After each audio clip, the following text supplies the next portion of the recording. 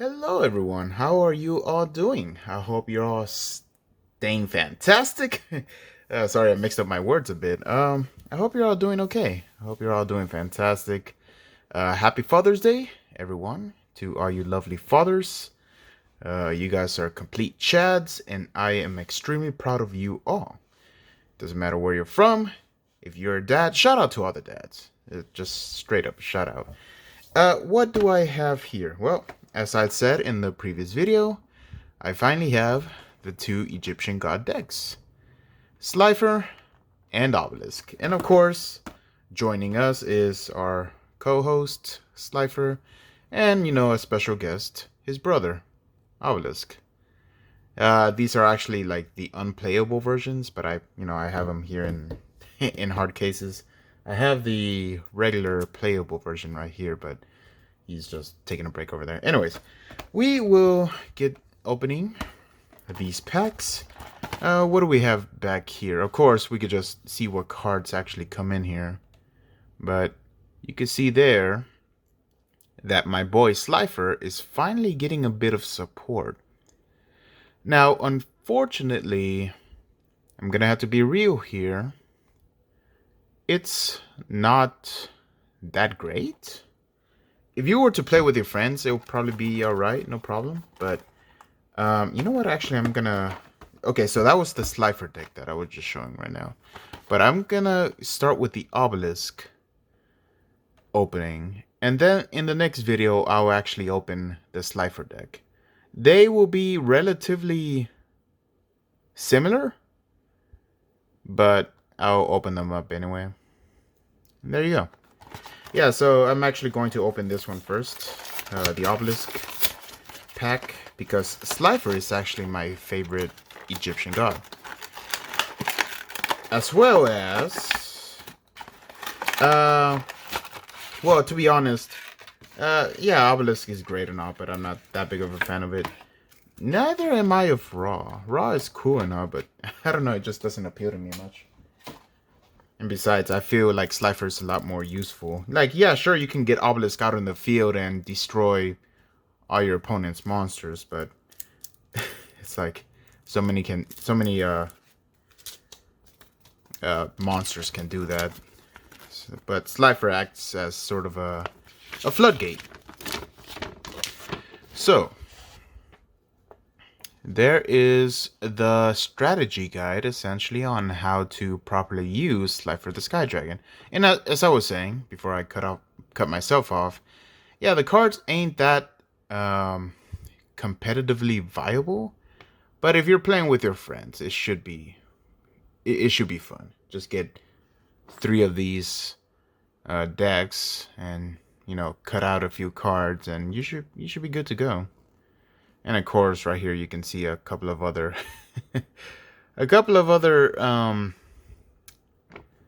promotions, like Legendary Duelists Season 2, which I did open up in this channel. King's Court, which will be coming out very soon, next month. I will be opening that up in this channel. And some few other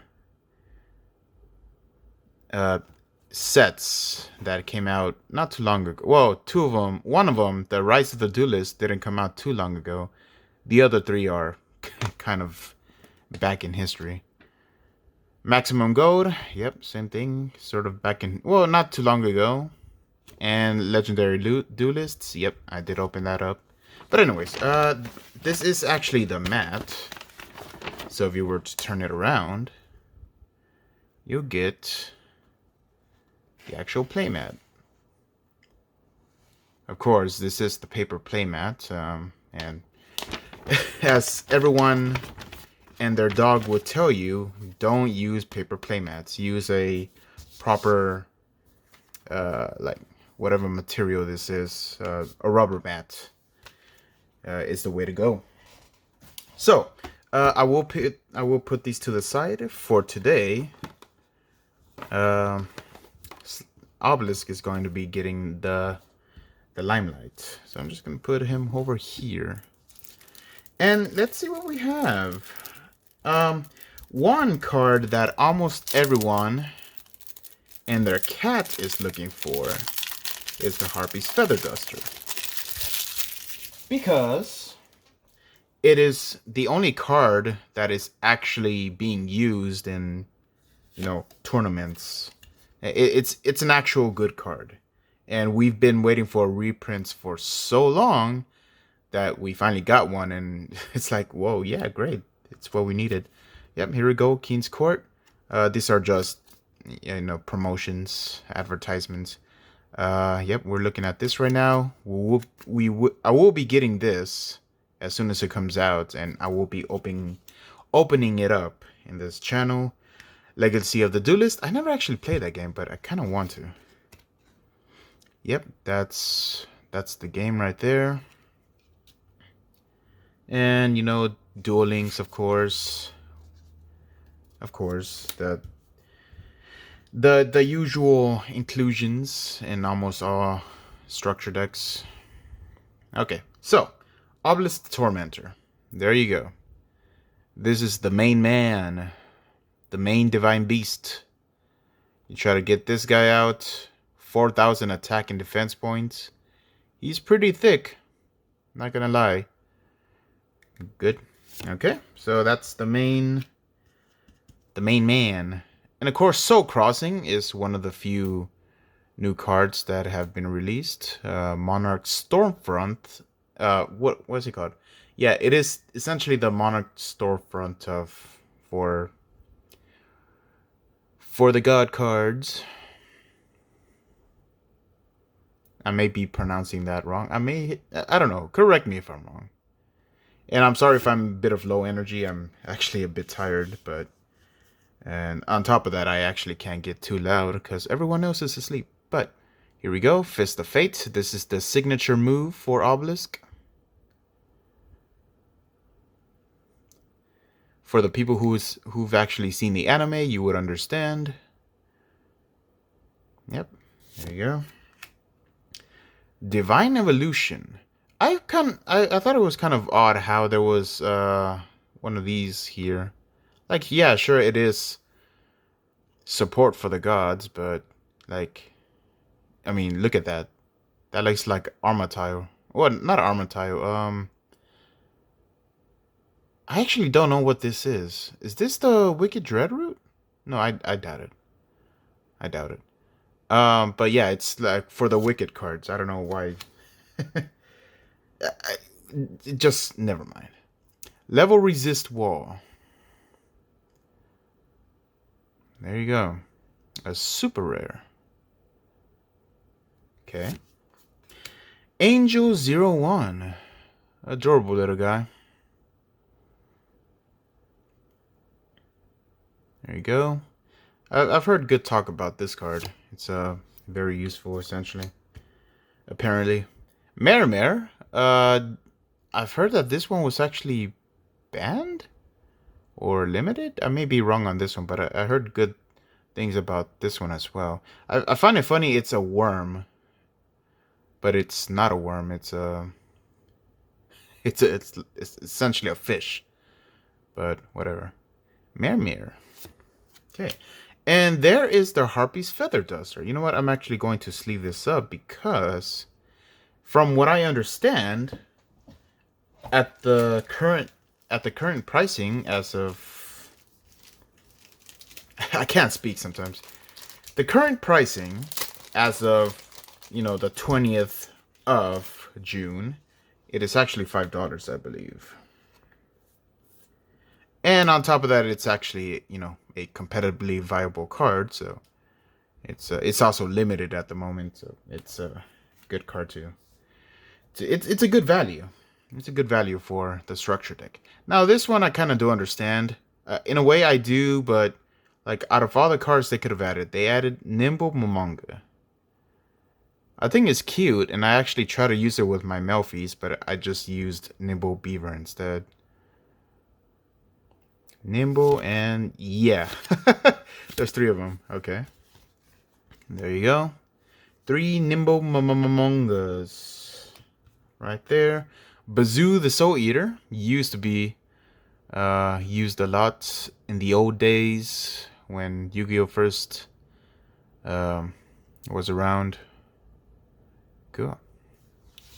Uh-oh, my flash actually, the flash on my phone actually went out, so that's why it got darker here.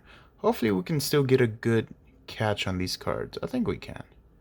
Yep, and Cyber Dragon, of course, it's not a bad going second card. Hardened Armored Dragon. Super Nimble Mega Hamster. Not bad. Face down defense position. It's pretty good. I do prefer Nimble Beaver, but you know, to each their own. Yep, this is essentially another form of Cyber Dragon, but it's not limited to just like you having no monsters. Okay. Photon Saber Tiger.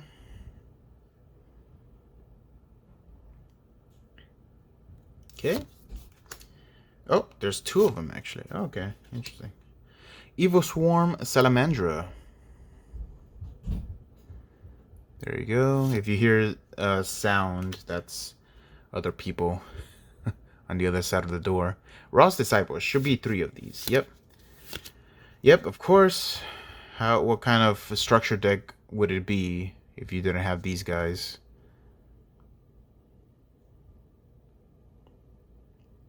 There you go. It's kind of hard to see now without without the flash, but it should be not that bad. Oh, Unmasked Dragon. You know what? This must be Masked Dragon without the mask. But I never actually seen it. Oh, okay. So I think, can you summon? I'm sure you could summon,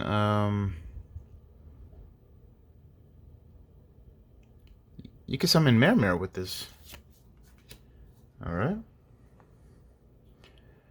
Nimble Beaver, there we go. You know what? I'm actually keeping this to the side for myself. Oh yeah, let me actually show it. There we go. You know what? I think it's going to be a bit boring, so I will add some music. I think I'll add some music if I can. If not, then sorry about it.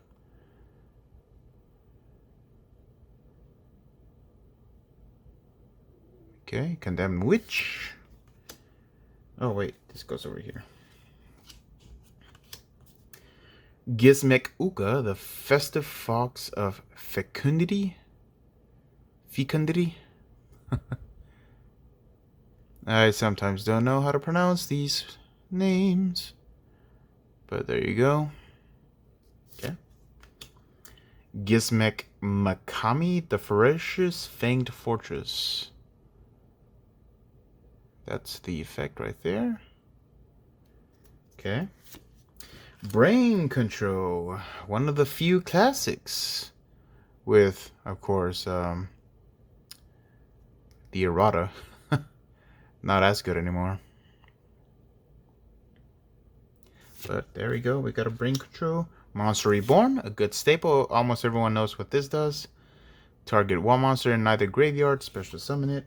I always collect these. I always collect them as staples, because in one case that I would need a Monster Reborn, I have plenty in hand. Different Dimension Capsule. We all know what this does. Almost everyone knows what it does. Pot of Avarice. Target 5 monsters in your graveyard and shuffle all 5 into the deck, then draw 2 cards. No debate. I do like that my Melfies have their own version of Pot of Avarice, which is the Melfi Hide and Seek. I can shuffle 3 different beast monsters into my deck, then draw a card. And I can do that every turn, which is pretty sweet. Double summon, that's kind of self-explanatory right there. Forbidden Chalice, Forbidden Lands, and Forbidden Dress. I do remember they added all these forbidden cards, all 3 of them, into the deck, which is pretty good. This one just essentially negates the effect of a monster on the field. Forbidden. Actually, I'm gonna put this with the staples. Forbidden Lands. It loses 800 attack, but it's unaffected by spells or traps. And Forbidding Dress. What does this one do? It cannot be targeted or destroyed by other card effects. So it can still be affected somehow. It just can't be targeted or destroyed.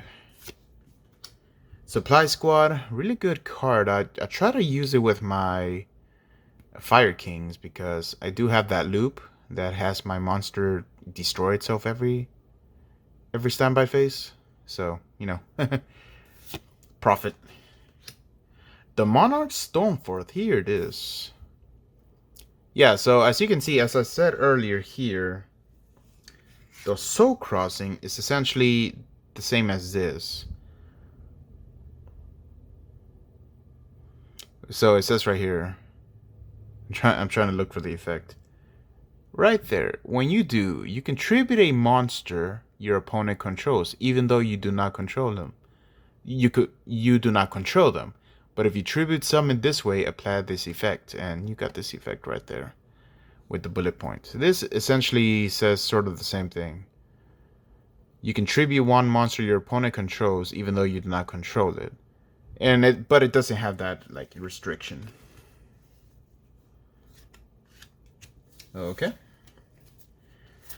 And now the traps. There's only 3 traps here. Call of the Haunted, a good staple. Essentially, it's a monster reborn, but you could attach this to it. If this card goes away, so does the monster. Cloning was essentially a way to get a monster onto the field. For tributing and Drowning Mirror Force, not a bad not a bad way to remove your opponent's field, or at least the monsters. So that was essentially the entire Obelisk Egyptian God deck. I will be opening this up in the next video. This is already 17 minutes. I didn't want it for it to go this long, but I would try to make it much shorter in the next one, now that we sort of know what's in this structure deck, and it is similar to this one. We do also get a Harpy's Feather Duster, so that's gonna be pretty sweet. Anyway, thank you all so much for watching, and you all stay safe.